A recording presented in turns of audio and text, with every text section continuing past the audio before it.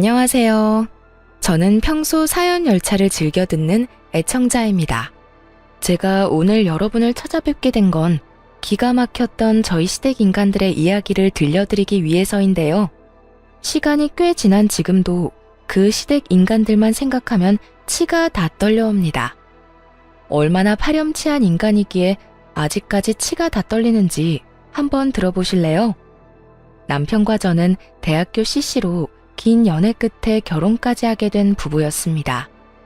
남편에겐 형이 있었는데 시댁에선 그놈의 장남 사랑이 말도 다 하지 못할 만큼 심한 집이었어요. 어느 정도였냐 하면 남편은 학자금 대출을 받아가며 대학교를 다니고 있었고 알바를 쉬지 않고 해도 늘 돈이 없었어요. 그렇다 보니 하고 다니는 행색 역시 변변치 못했기에 저는 당연히 남편의 집이 가난한 줄만 알고 있었죠. 그런데 저의 예상과는 달리 시댁의 형편은 꽤 괜찮은 편이었지만 그 모든 지원을 장남인 시숙에게만 쏟아붓고 있는 상황이더군요. 그러니까 한마디로 남편은 관심 밖의 자식이었던 것이었죠. 처음부터 이토록 차별이 심했던 건 아니었다고 하더군요. 우리 엄마, 나 어릴 때만 해도 나한테도 꽤 잘해주셨어. 초등학교 들어가기 전까진 말이야. 내가 초등학교 들어가기 전에 아버지가 돌아가셨거든? 대장암이었는데 잘 이겨내신다 싶더니 갑자기 돌아가셨어. 그 뒤로 엄마는 형한테 우리 장남, 우리 집 기둥 하면서 의지하기 시작하더니 어느 순간부턴 형만 신경 쓰기 시작하더라고. 뭐 섭섭하지 않았다면 거짓말이지만 그 덕에 내가 생활력 하나는 끝내주잖아. 이렇게 말하며 웃는 남편을 보며 참 마음이 아프더라고요. 이렇듯 남편이 혼자 벌어 학교를 졸업하는 사이 시숙은 그야말로 엘리트 코스를 밟으며 아르바이트 한 번 하지 않고 유학까지 다녀온 상태였죠. 신문은 입만 뗐다 하면 장남이라는 이유로 시숙을 치켜세우기 바빴고요. 연애하는 내내 비교당하고 없는 사람 취급당하는 남편을 보며 안쓰러운 마음이 듦과 동시에 더욱 남편을 사랑하게 되었고 전 이런 남편의 사정을 숨김없이 친정에 알리고 결혼을 하고 싶다고 했습니다. 아빠, 나 그 사람 행복하게 해주고 싶어. 내가 그 사람 곁에서 진정한 사랑이 뭔지 알려주고 싶어. 그러니까 허락해줘. 우리 딸이 이렇게까지 말하는데 당연히 허락해줘야지. 아빠는 우리 딸 안목을 믿는다. 네가 이렇게까지 말하는 데는 그만한 이유가 있을 거야. 고마워요, 아빠. 나 진짜 행복하게 잘 살 자신 있어. 그래, 네 이야기 들어보니 그 녀석 많이 외롭게 큰 것 같은데 사랑 많이 받고 자란 네가 많이 아껴주고 사랑해주거라. 부모님은 저를 믿는다며 결혼을 흔쾌히 허락해주셨고 그렇게 저흰 결혼을 하게 되었습니다. 결혼을 할 때에도 시모의 차별과 상황은 변하지 않았어요. 시숙이 결혼할 때에는 가지고 있던 건물까지 처분해 아파트를 장만해줬다고 들었는데 저희가 결혼할 당시엔 시숙이 사업을 한다는 이유로 사업 자금을 마련해줘야 하니 여유 자금이 없다고 하더군요. 그래서 저희는 친정에서 보태주신 돈과 제가 모은 돈, 남편이 가지고 있던 돈 조금을 보태 집을 마련하고 신혼생활을 시작했죠. 물론 대출을 끼긴 했지만 우리만의 보금자리가 생긴 것에 만족하자며 서로를 보듬었고 남편은 그런 저에게 고맙다고 끊임없이 말해주며 더욱 가정에 충실한 가장의 모습을 보여주곤 했습니다. 그런 남편에게 제가 결혼을 하며 당부한 것이 있었어요. 자기야, 나 자기랑 결혼할 거야. 그런데 이거 한 가지는 꼭 지켜줬으면 해. 그게 뭔데? 돈 관리는 내가 할게. 돈 관리? 그래, 그렇게 해. 그게 뭐 힘든 일이라고. 그런데 이유가 뭐야? 내가 보니까 자기 집으로 다달이 용돈 주는 거 너무 과하다 싶더라고. 당신 성격상 결혼했다고 해서 그 용돈 딱 끊지도 못할 것 같고. 그렇다고 그 돈을 결혼하고 나서도 계속 줄 순 없는 노릇이잖아. 우리 대출금도 갚아야 하고 적금도 들어야 하는데 말이야. 그래서 내 핑계를 대라고 내가 관리한다는 거야. 어머님이 앞으로 용돈 이야기 꺼내시면 돈 관리는 내가 한다고 하면서 나한테 다 넘겨. 내가 알아서 할 테니까.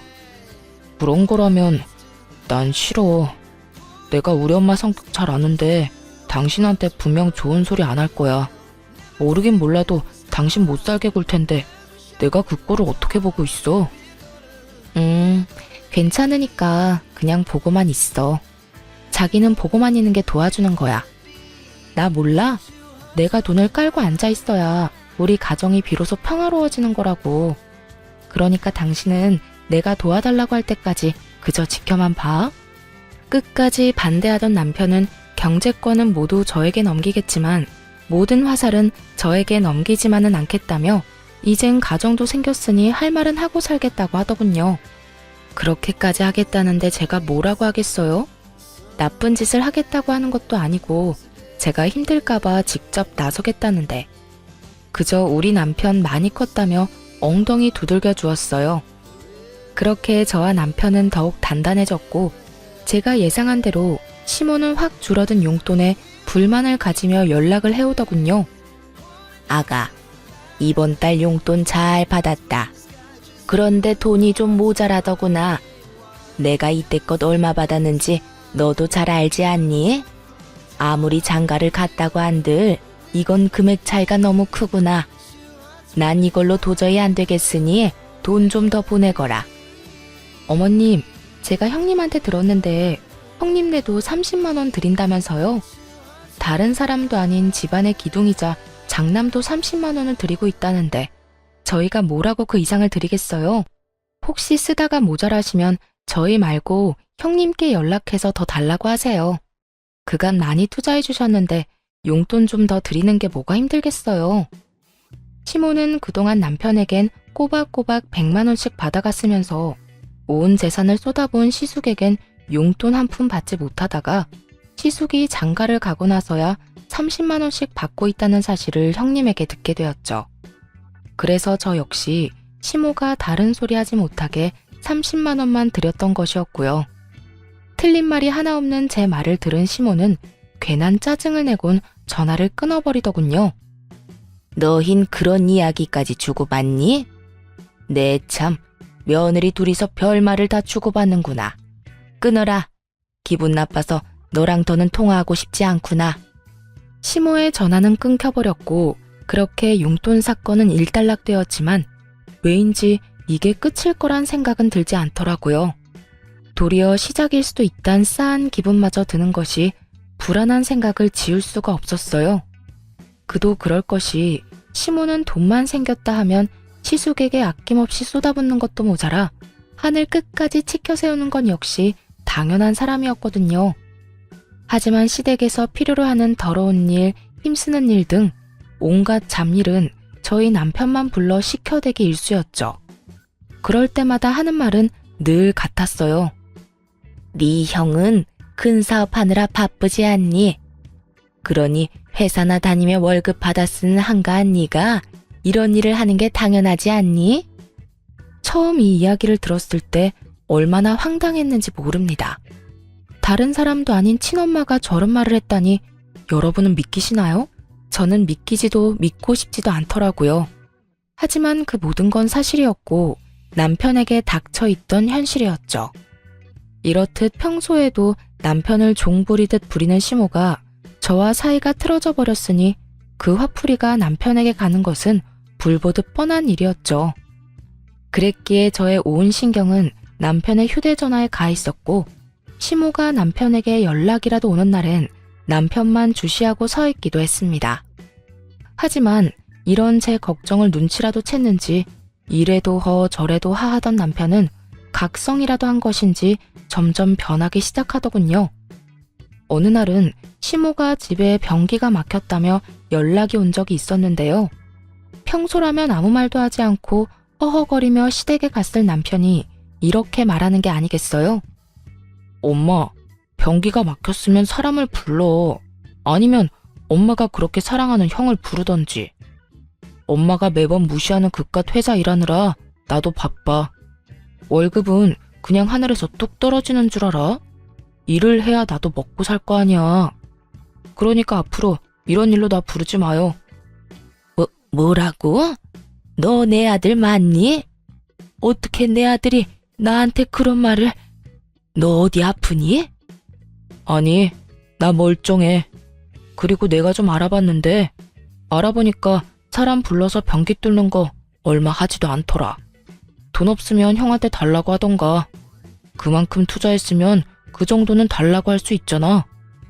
이런 말을 할 정도로 남편은 변하고 있었고 더는 제가 걱정할 일은 없어 보였어요. 이렇게 갑자기 변해버린 남편의 모습이 뿌듯하면서도 이상하기도 했는데 변해버린 남편의 모습엔 이유가 있었더라고요.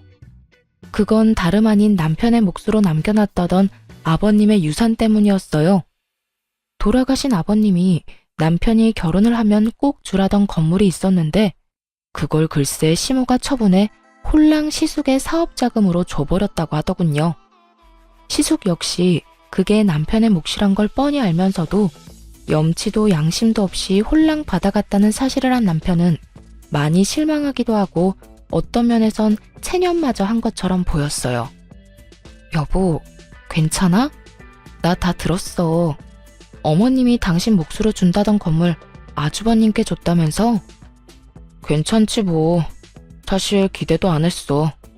말만 나한테 준다고 했었지 그게 그렇다고 해서 내 것도 아니고. 아빠가 내 몫으로 남겼다고 한들 엄마 명의로 된 건물 엄마 맘대로 하는 건 당연하잖아. 그래도 이렇게까지 형만 생각하고 형만 위하는 엄마 보는 게 이젠 좀 지쳐. 지금까지는 괜찮았거든. 그런데 나 당신 집에 가서 장인어른 장모님한테 부모 사랑이란 걸 받아보니까 아, 이런 게 부모님 마음이구나. 이런 게 사랑이구나 싶더라고. 그런 사랑 받아보니까 이때껏 내가 얼마나 말도 안 되는 무관심 속에서 살아왔는지 알겠더라고. 여보, 너무 속상해하지 마. 지나간 일이야 어쩔 수 없지만 앞으론 내가 당신 많이 사랑해줄게. 나만 믿어. 내가 사랑도 많이 주고 그까짓 건물도 내가 돈 많이 벌어서 사줄게. 물론 대출은 같이 갚아야겠지만. 어이구, 말만 들어도 행복하다. 하여튼 나 이제 엄마나 형한테 큰 기대도 마음도 쓰지 않을 거야. 더는 상처받는 것도 싫어. 앞으론 나 자신하고 당신만 생각하고 할 말도 다 하고 살 거야. 그러니까 이제 당신이 내 뒤에 숨어. 내가 지켜줄 테니까.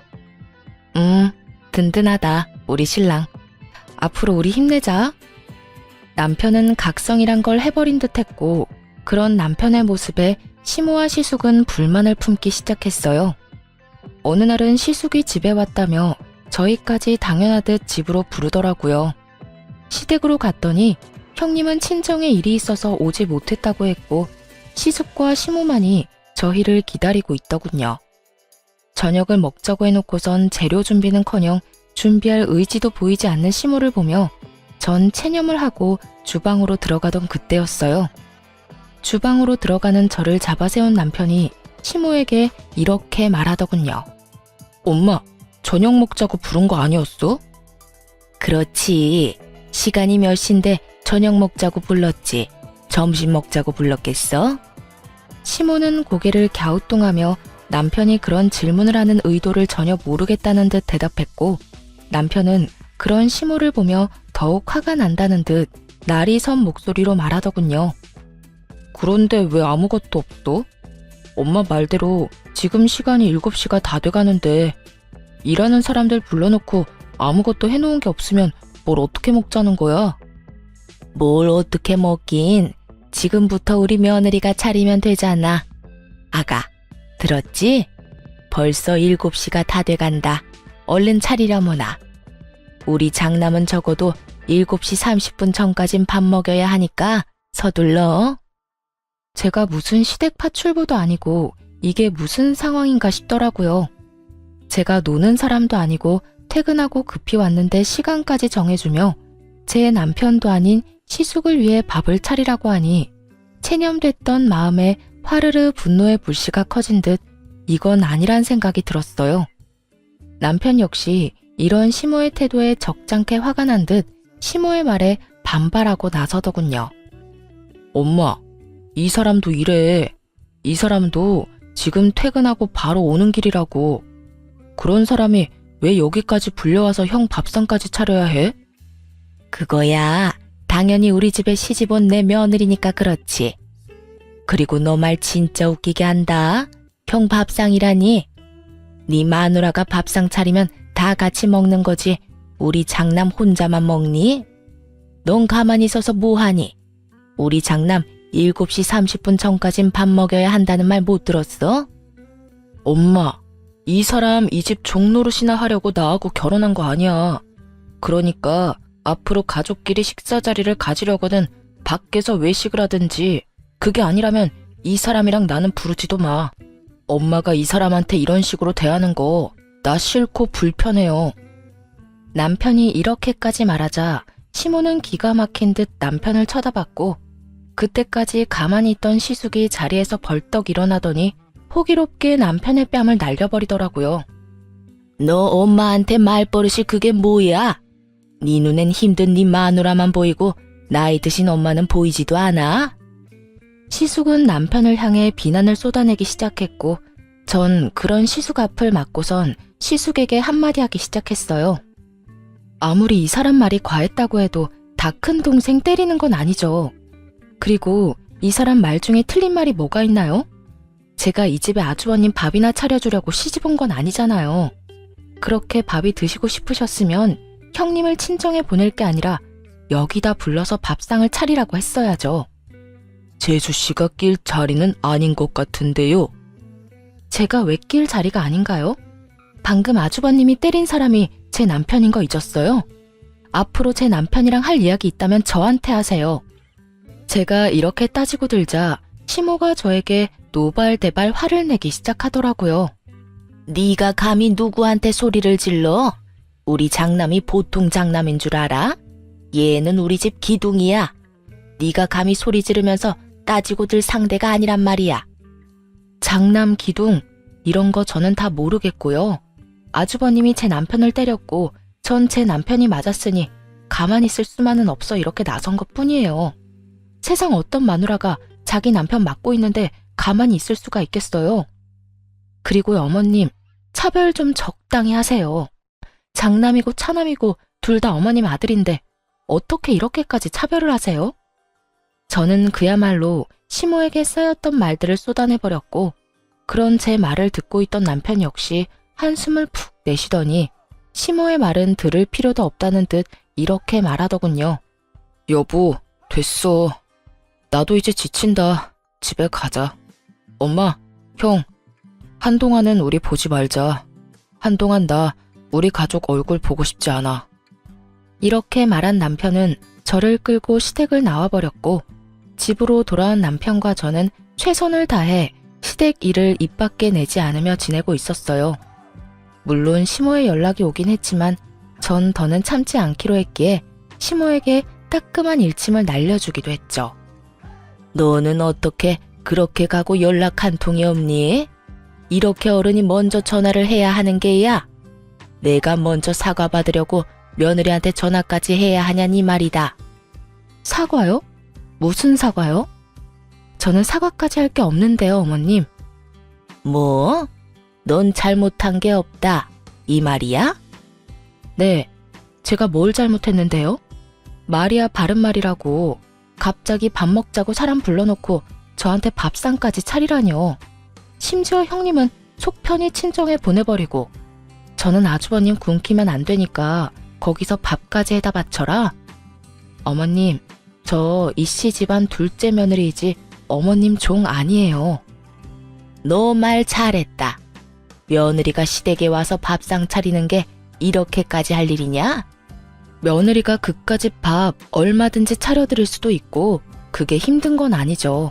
힘든 건 아닌데 전 저를 막 부려먹어도 된다고 생각하는 사람에게 굳이 그런 호의를 베풀고 싶진 않아요. 저도 그 시간까지 일하고 와서 배고프고 힘든데 왜 제가 저를 하찮게 여기는 사람한테 에너지를 쏟아야 해요? 전 싫어요. 전 단호하게 싫다고 했고 시모는 그런 저의 태도에 화가 단단히 난 듯 시모라는 위치를 들먹이며 저를 몰아붙이기 시작하더라고요. 얘가 말하는 것 좀 봐라. 너 지금 내가 시어머니인 건 알고 있니? 알고 그딴 건방진 말을 하는 게야? 시어머니가 하라고 하면 하고 맞는다고 하면 맞는 거지. 뭐? 싫어? 호의를 베풀고 싶지 않아? 네가 네 남편이 네 편 좀 들어줬다고 아주 간이 부었나 본데 이런 식으로 나오면 누구 손해인 줄 정녕 모르는 게야? 이걸 협박이라고 하는 건지 그 협박 참 하찮다고 느껴졌어요.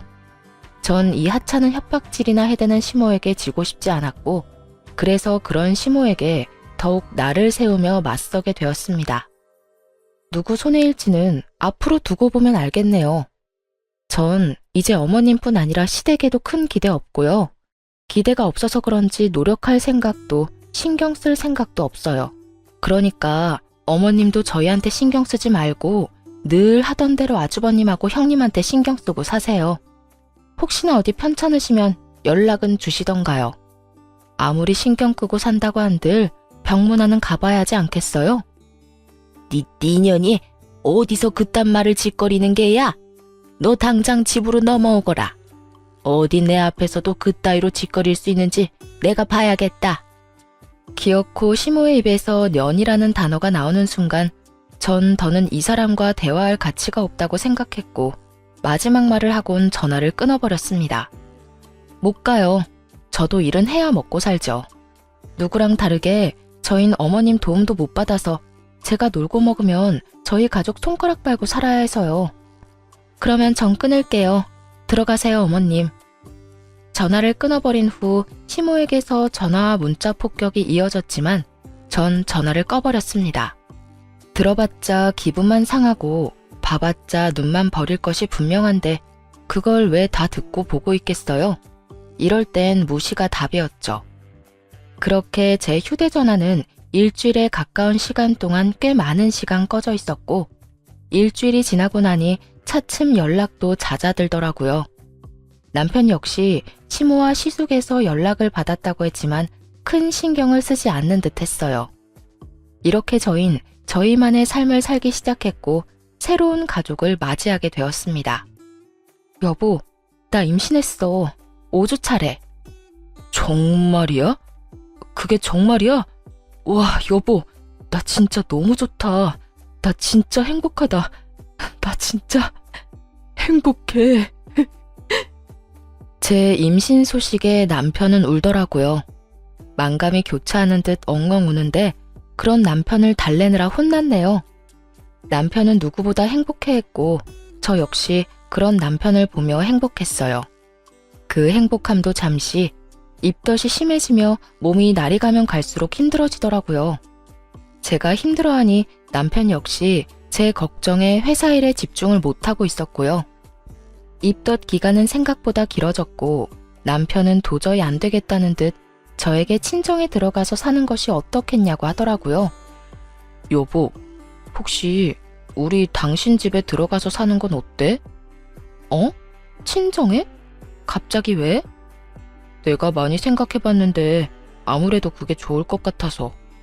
당신 입덧 때문에 많이 힘들기도 하고 내가 출근하고 나면 당신 혼자 있어야 하는데 난 그런 당신 신경이 쓰여서 일도 손에 안 잡혀. 나도 내가 과한 걱정하고 있다는 거 잘 아는데 그래도 어쩌겠어. 당신 남편이 이렇게 팔불출인걸. 그래서 말인데 이 집은 새 주든가 하고 당신 집에 들어가서 살자.